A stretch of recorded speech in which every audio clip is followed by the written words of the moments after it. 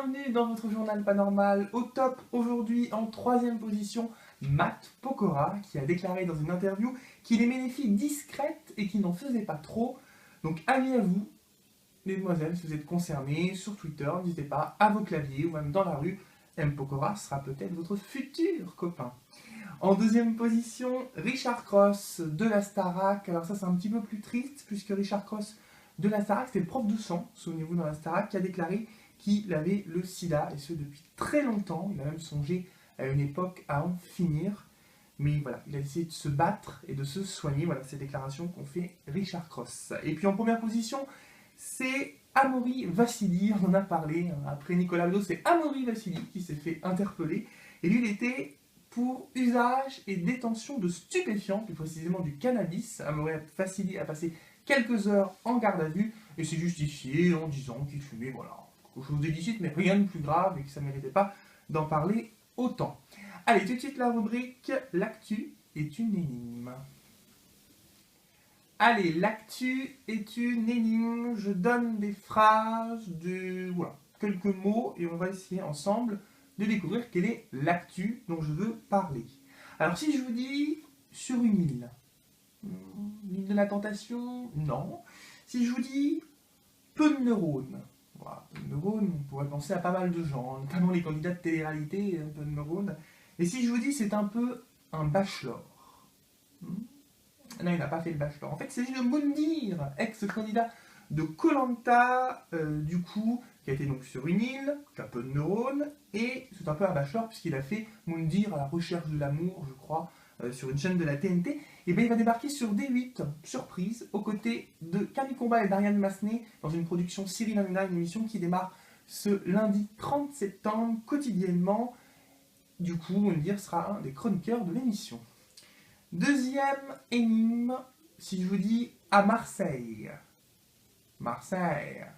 Encore un meurtre, encore un drame. Non, c'est pas ça. Si je vous dis, il n'y a que la vérité qui compte. Il n'y a que la vérité qui compte, une émission de TF1 qui a été vraiment un succès. Et si je vous dis, elle aurait pu être dans Baby Boom.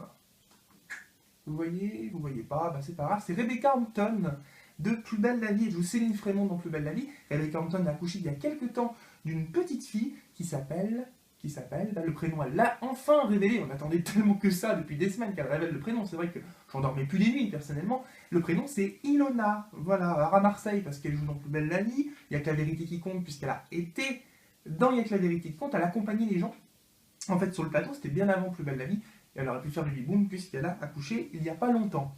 Et puis une 3e énigme, la police les a interrompus.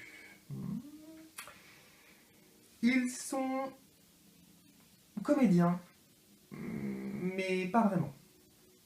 Et puis, le soleil, les palmiers, ça fait rêver. Si je vous dis tout ça, bah c'est simplement Hollywood Girls, la production Jérémy Michalak, qui parle sur Énergie 12.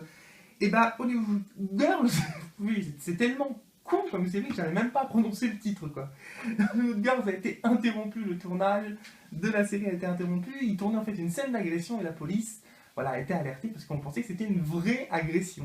Preuve que c'était visiblement pas si mal joué que ça. C'est ça qui est même très étonnant d'ailleurs. Allez, tout de suite, le mot de la fin.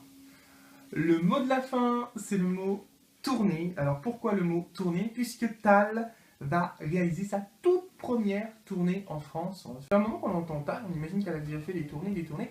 Et bah non, ce sera sa toute première tournée, ce sera juste après sa participation à Danse avec les stars, donc ce sera quand même dans quelques semaines seulement.